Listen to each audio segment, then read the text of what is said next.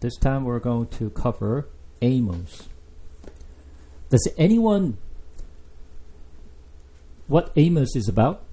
Have you ever read or even heard of Amos, other than a name of the book Amos? Have you ever read Amos in the past? Or have anyone heard of any preaching coming from Amos?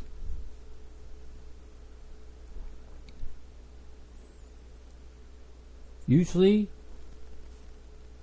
this is not a common book that pastors reference for preaching. Usually, the preaching does not come from Amos.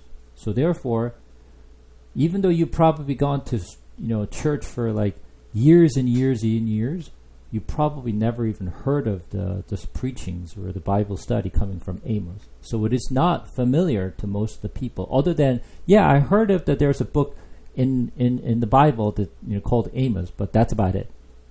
But we're gonna dive into Amos today. All right. So get ready. So first of all, Amos was a prophet, was sent to Israel, but he's not Israelites.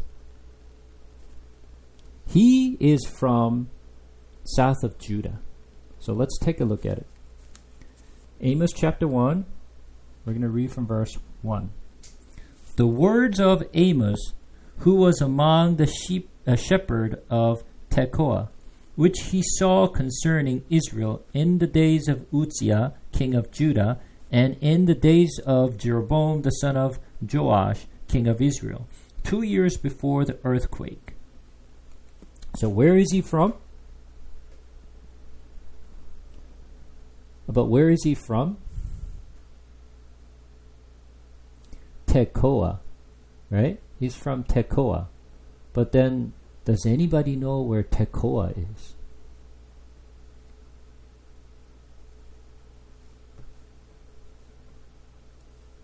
Right? We don't know where Tekoa is. Because when people read this Bible, people don't read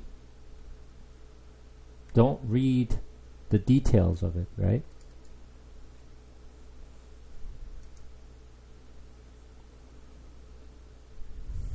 Now, take a look at this map.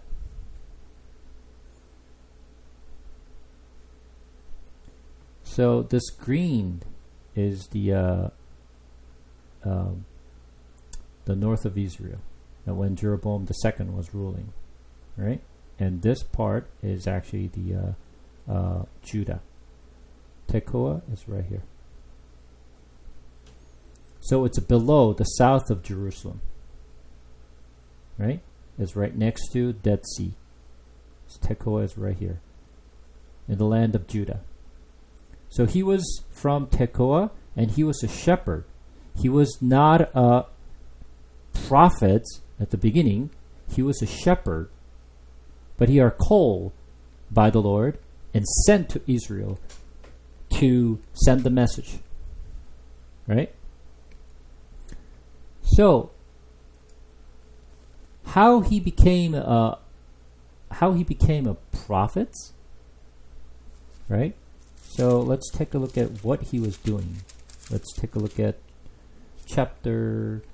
Amos chapter 7.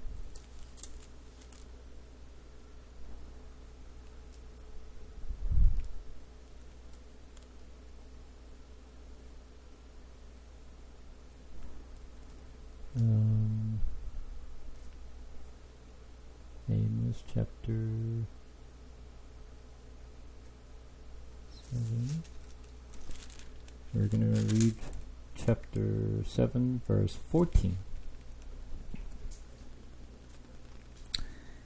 Then Amos answered and said to Amaziah, I was no prophet, nor a prophet's son, but I was herdman's and dresser of sycamore figs. But the Lord took me from following the flock, and the Lord said to me, Go, prophesy prophesied to my people Israel. So he was not a prophet, nor the son of prophets. He was just a herdmaster, and he was just taking care of the flocks and shepherd. But all of a sudden God appeared to him and told him to go and speak to the king of Israel. So he's not a person from Israel, but he's from Judah. The reason that I say this is because it is important to understand where he's coming from throughout the story. Okay?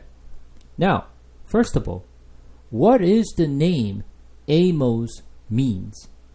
Amos means his name Amos came from Hebrew word Amos. Amos means burden. Carrying the burden.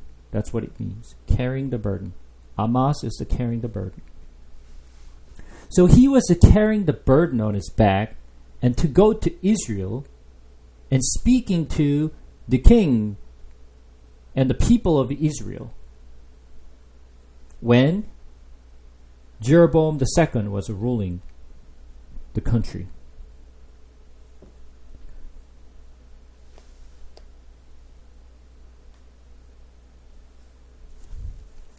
So, when did he actually go here?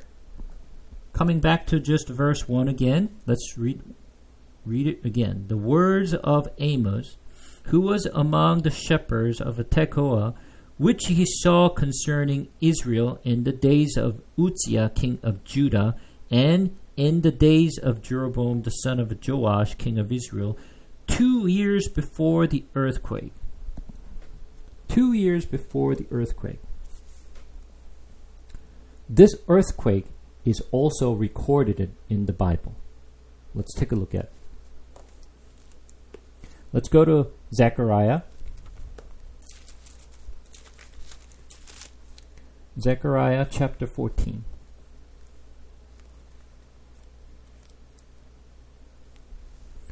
Zechariah chapter 14.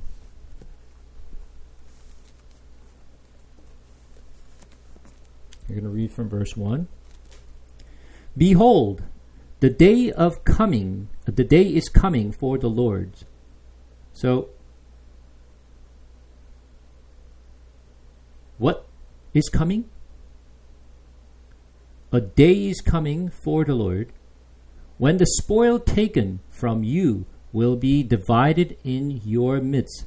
For I will gather all the nations against Jerusalem to battle, and the city shall be taken, and the houses plundered, and the women raped.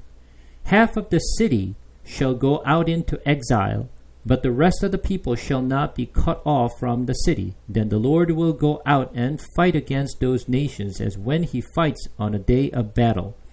On that day his feet shall stand on the Mount of Olives that lies before Jerusalem on the east, and the Mount of Olives shall be split into two from east to west by a very wide valley, so that one half of the mount shall move northward and other half southward. And you shall flee to the valley of my mountains, for the valley of the mountains shall reach to Azal. And you shall flee as you flee from the earthquake in the days of Uzziah, king of Judah.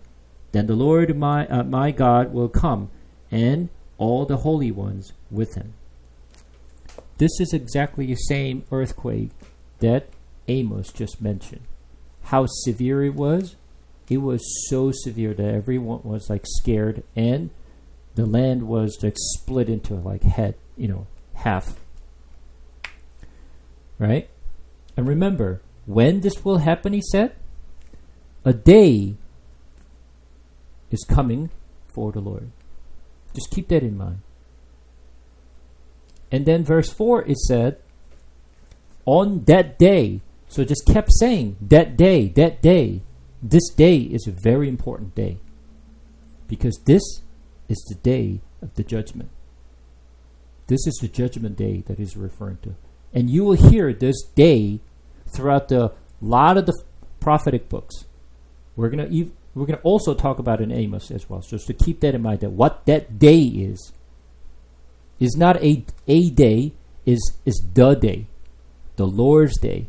It's Judgment Day.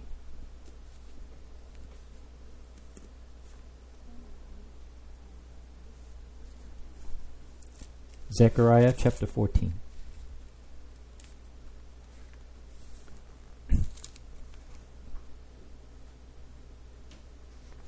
All right, coming back to Amos again. So you know that this earthquake that Amos is talking about is recorded in Zechariah, and this is like 2 years before that earthquake.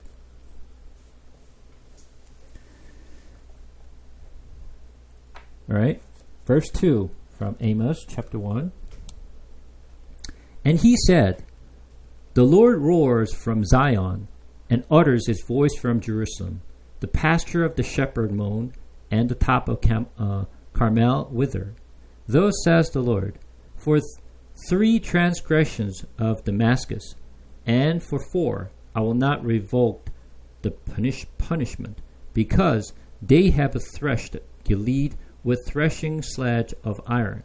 So I will send a fire upon the house of Hazael, and it shall devour the stronghold of Ben-Hadad. I will break the gate bar of Damascus, and cut off the inhabitants from the valley of Avon, and him who holds the scepters from Eden. And the people of Assyria shall go into exile to Kir. Thus says the Lord, for 3 transgression of Gaza, and for 4 I will not revoke the punishment, because they carried into exile a whole people to deliver them up to Edom. So I will send a fire upon the wall of Gaza, and it shall devour her strongholds. I will cut off the inhabitants from Ashdod, and him who holds scepter from Ashkelon. I will turn my hands against Ekron, and the remnant of the Philistines shall perish, says the Lord God. Thus says the Lord, for 3 transgression of Tyre, and for 4 I will not revoke the punishment, because they deliver up a whole people of Edom, and did not remember the covenant of brotherhood. So I will send a fire upon the wall of Tyre, and it shall devour her strongholds. Thus says the Lord, for 3 transgression of Edom, and for 4 I will not revoke the punishment, because he pursued his brother with the sword, and cast off all pity, and his anger tore perpetually, and he kept his wrath forever. So I will send a fire upon Teman, and I shall devour the strongholds of Basra.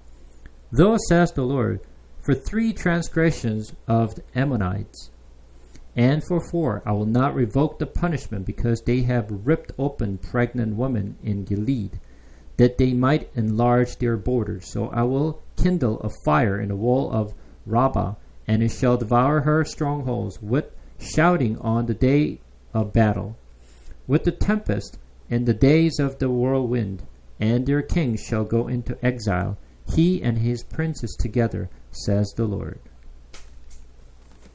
Now, what do you see here?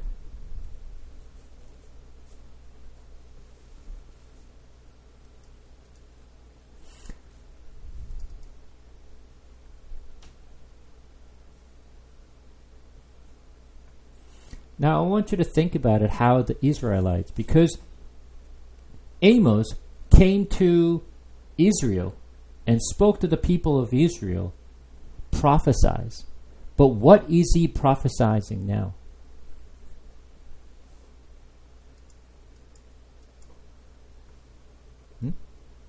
What is he prophesying?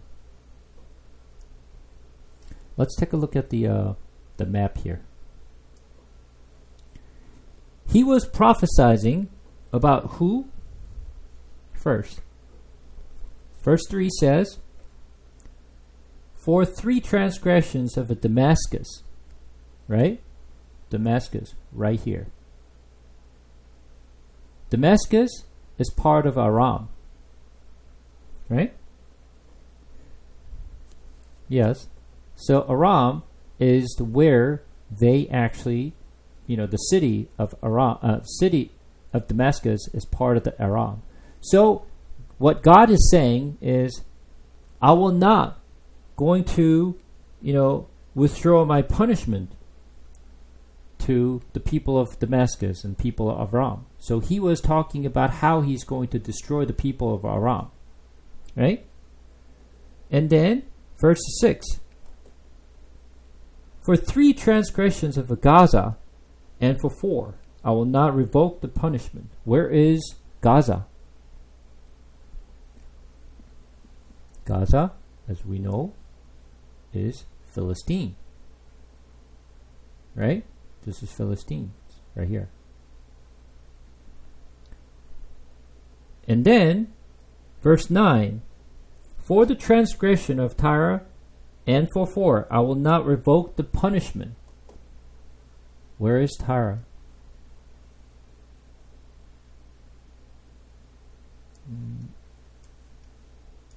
Right here. Which is part of the Phoenicia. Remember the story of the Sidon that I mentioned, where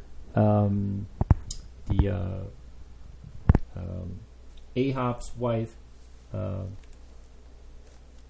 what's her name? Jezebel came from, right? She was from Phoenicia, right? So he was talking about Tyre. And then, verse 11, thus says the Lord, for 3 transgression of Edom, right? Where is it, Edom? Right here, Edom. Right? He was talking about he's going to destroy the Edom because of what they have done. And then, verse 13, for 3 transgressions of the Ammonites, and for 4, I will not revoke the punishments. Right? Where is this? Right here. Ammon. Right? This is Ammon. So this is verse 13. So,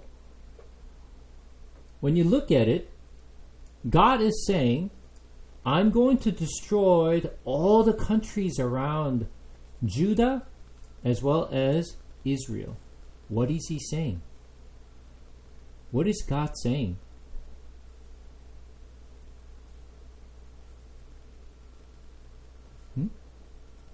What do you think God is saying?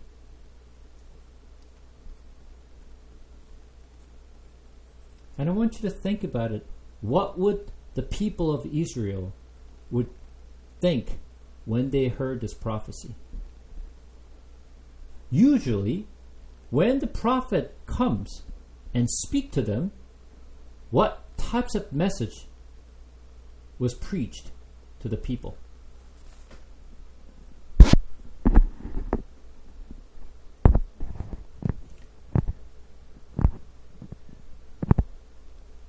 Right? It was a message towards that people, either Judeans or the Israelites. Right? But now this prophecy is a little bit different. This prophecy is not about Israel, nor the Judah. It's about the countries, the surrounding countries, either in north of Israel or south of Judah. So, when the Israelites heard this prophecy from Amos, they were praising about this prophet. Yeah, this is the true prophet who came to our land. He's preaching about all other surrounding country will be completely destroyed by the Lord. Praise this. This is the true prophet. They were so joyful, like happy. This is the message that we've been waiting for all this time. I mean, imagine it's not about them. It's about all their countries, and they're happy to just wipe them all. Right? Can you imagine They were so happy to receive this message. It's like so, happy. Now, I want you to think about it this time. That's the Israelites' perspective. Now, what is God doing? What is God doing? Why? Yeah, but why?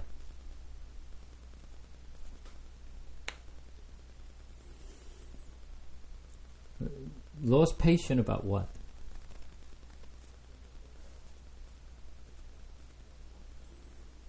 Well, first of all, it's about the surrounding countries, right? So you have to understand what God is doing right now. What messages God is delivering to Israelites.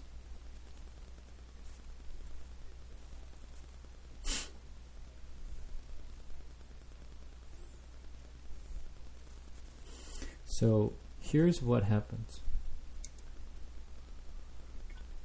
You need to understand from God's perspective. This is something that I always mention to everyone. You have to look at it from God's perspective.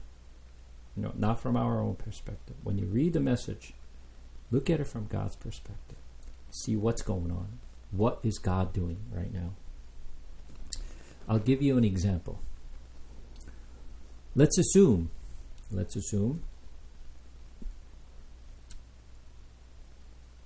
I have a wife. I have a wife.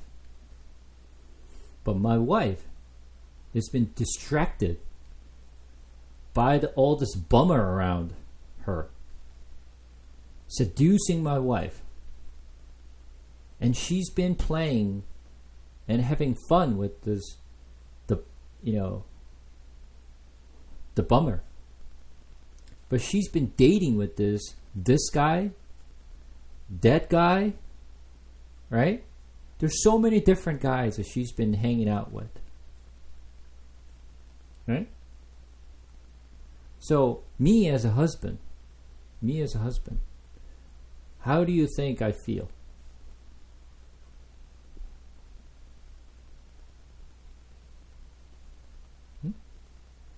I mean, I want you to put yourself in that shoes.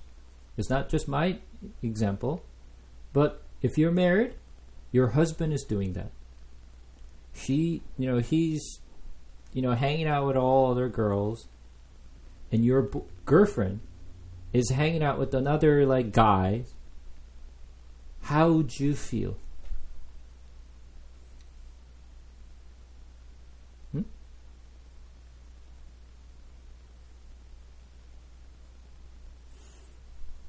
Are you just gonna be if your girlfriend may be jealous?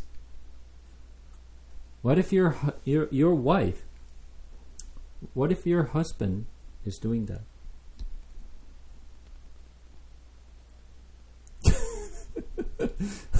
Somebody's getting beat up, right? Seriously, somebody's getting beat up, right? Yeah. Exactly, Tony. You're being honest. Right. God is not happy. Okay. First of all, who was the first one to come? Damascus. All right. You're the first one. All right. Today is your day. All right. I'm totally ready. I'm equipped with all the stuff. I'm dressing up. I'm ready to go and beat this guy up. Today, this is going to be your day. All right? Do you understand what I'm saying? And he's going one after another. Next day. Okay. One guy down. The next guy. All right, you come on. This is your day. He's kind of going around and beat the hell out of those guys who just seduced my wife. Do you understand? You get the message? This is exactly what God is doing. You're seducing my wife to go astray. You're bringing all this, bringing all your, idols to my wife to just to worship. I'm going to make, this is your day. All right? And so he's going to calling out one guy at a time. Not only ones. You got 3 or 4. You got lots of sins against me. And you're dead today. So he's literally pull out the gun. And then he starts shooting everyone. That's exactly what he's doing. You're dead. And then this is what's happening. Every country, almost every single country, surrounded by Judah and Israel, they're all dead. Right? This is exactly what God is doing. Because these countries, north, south, all the surrounding countries, the borderline between the Israel and Judah, they're the one who came and brought all these idols and then had all these Israelites in Judah to go astray because they were worshiping their idol. And God could not stand it anymore. I will not tolerate anymore. I'm going to just give you a lesson today.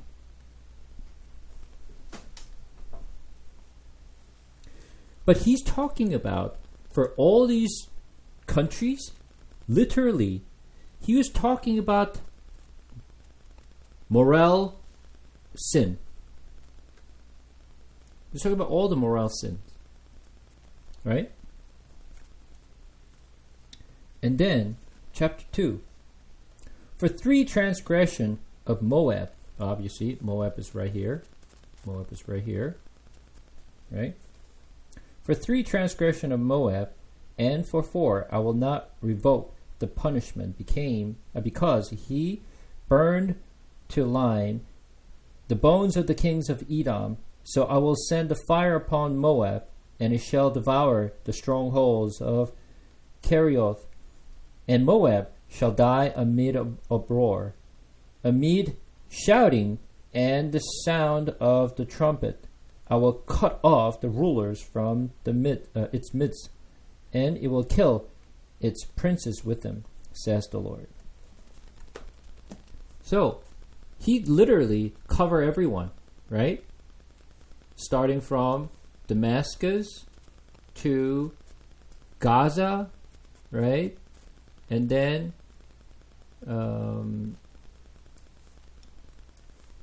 Tyre and Ammon, right?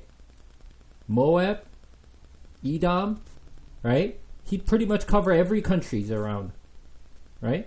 Literally every country. And now listen. Verse 4. Thus says the Lord, for 3 transgressions of Judah, and for 4, I will not revoke the punishment because they have rejected the law of the Lord. Now, the reason for punishment is now different. For all other countries, God talked about moral, sins. But this time, when God is bring the punishment to Judah, it's not about the moral sins. He's talking about because you rejected the law of the Lord. So the punishment, the reason for the punishment is different. And have not kept his statutes. Those are the 2 reasons why God is punishing them. But their lies have led them astray, those after which their fathers walked. So I will send a fire upon Judah, and it shall devour the stronghold of Jerusalem. Remember, Amos came to where? Israel. And he prophesies. So once again, are they happy?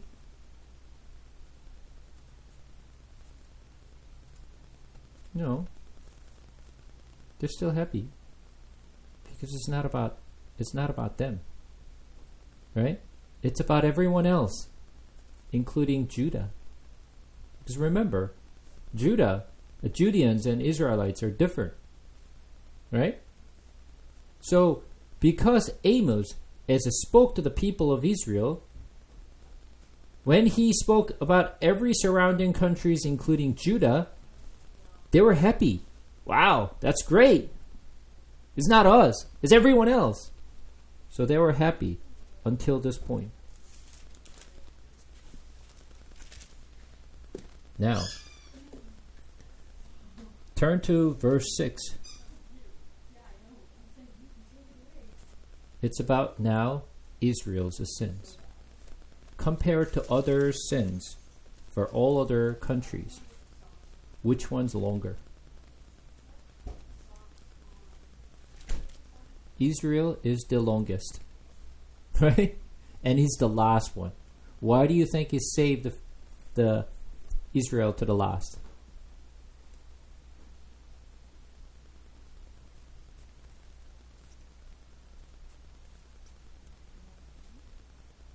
Yeah, going back to the story that I mentioned. Husband was going around, those bummer who seduced my wife, right? Beat those guys up one at a time. Now he came back to who?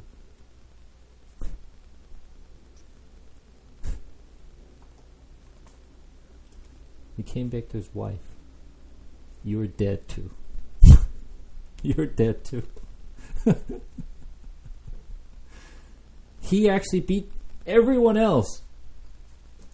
And now coming back to my wife. You did? How dare you do this to me? You get the idea? Now, let's read.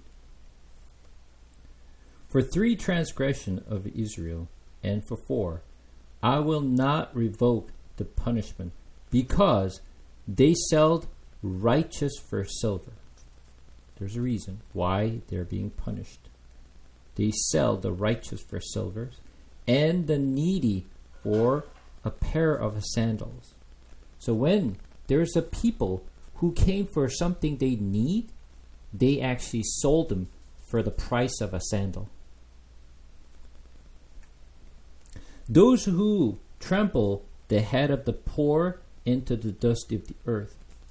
Remember I told you, during the time of Jeroboam II, they were the most prosperous time. So there was a lot of people made lots of money, had a day of wealth. So the people who are wealth, the way they treated the poor people, it's like they're on trampling their head. Right? They don't really have any pity for them. They don't really care about those poor people. They're just literally stepping on their head, is what God is saying. Like they're stepping on the dust of the earth. And turn aside the way of the afflicted.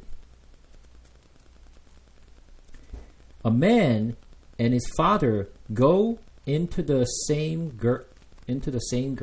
What does that mean?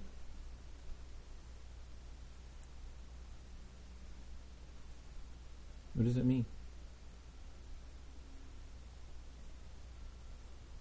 Father and the son is sleeping with one girl in their bed.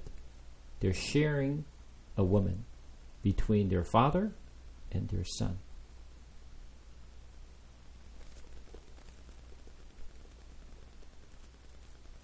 So that my holy name is profaned for what they're doing.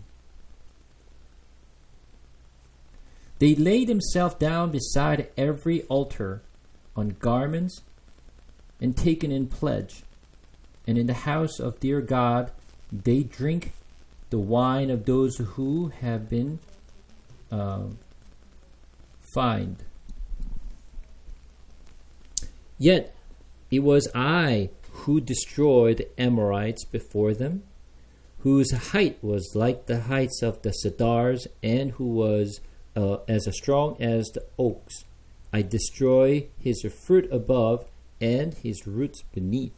Also, it was I brought you up out of the land of Egypt and led you 40 years in the wilderness to possess the land of the Amorites.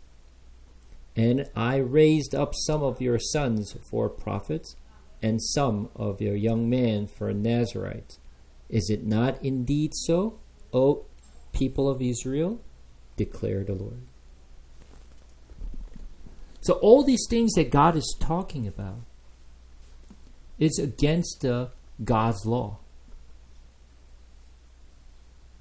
So they did completely ignore what God said and taught them through the book of Moses, because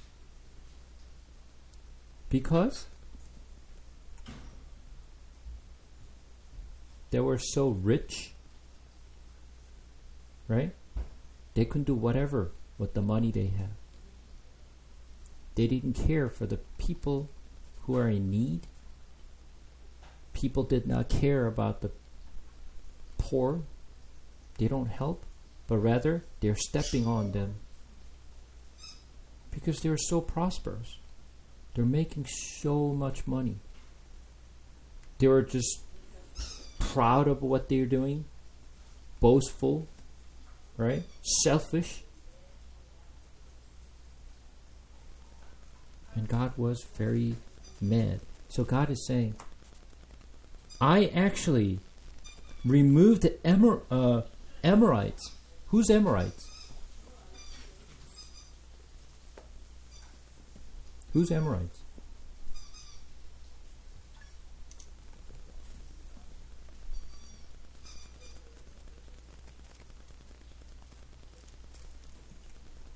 Let's take a look at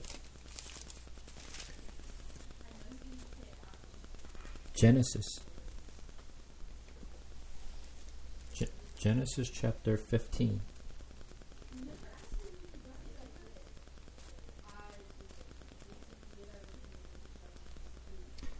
Genesis chapter 15, we're going to read from verse 12 and on. And the sun was going down, a deep sleep fell on Abram. And behold, dreadful and great darkness fell upon him.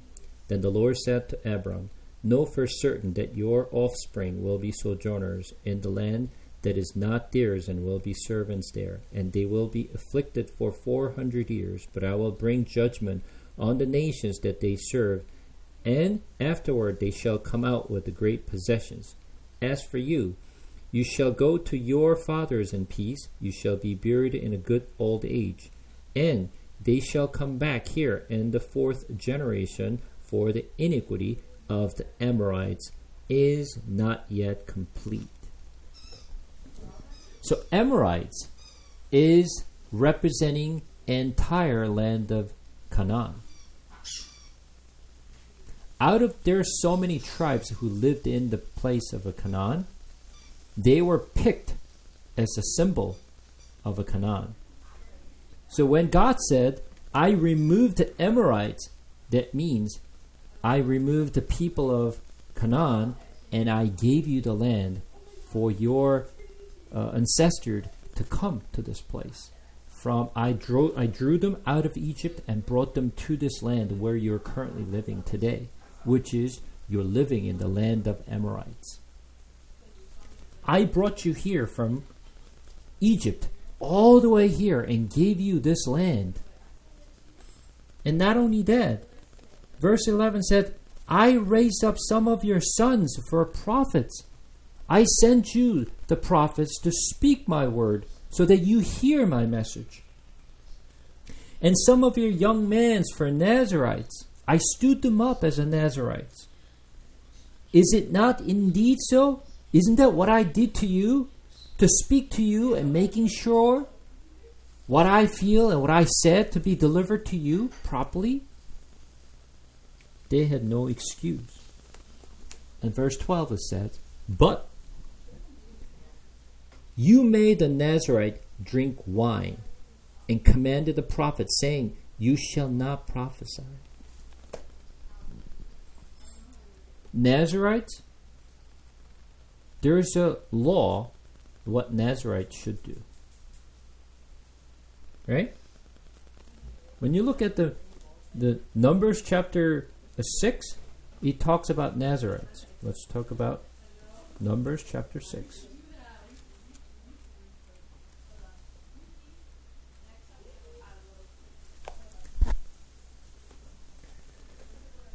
Numbers chapter 6, we're going to read from verse 13. And this is the law for the Nazarites.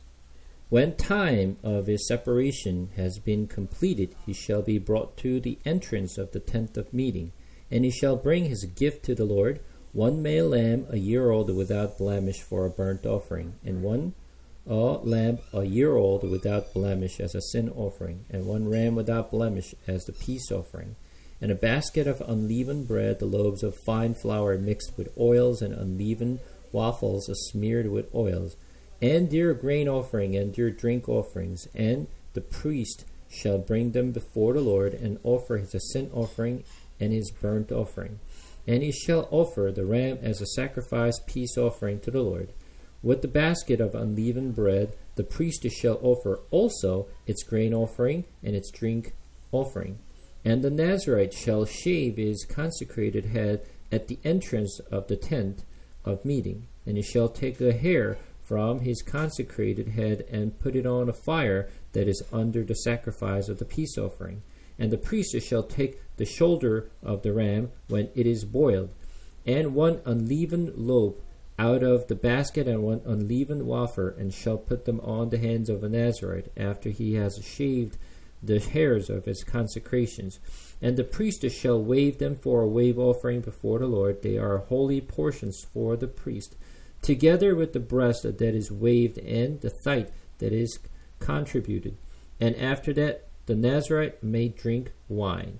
This is the law of the Nazarite. But if vow an offering to the Lord above his Nazarite vow, as he can afford, in exact accordance with the vow that he takes, then he shall do in addition to the law of the Nazarites.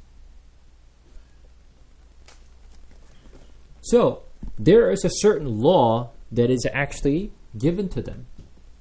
And if you remember Samson, he was a Nazarite, right? That's why he couldn't actually cut his hairs, right?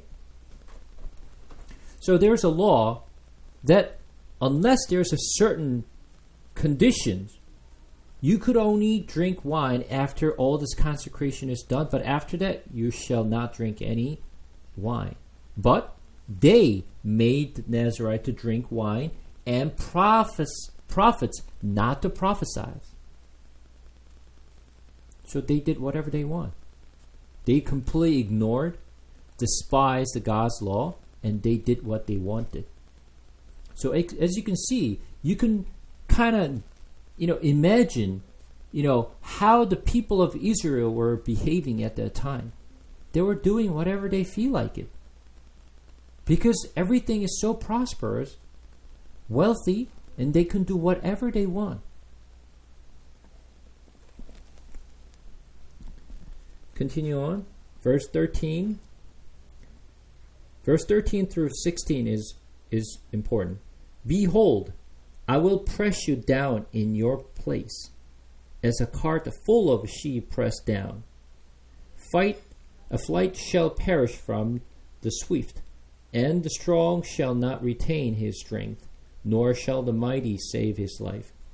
He who handles the bow shall not stand, and he who is swift of foot shall not save himself, nor shall he who rides the horse save his life.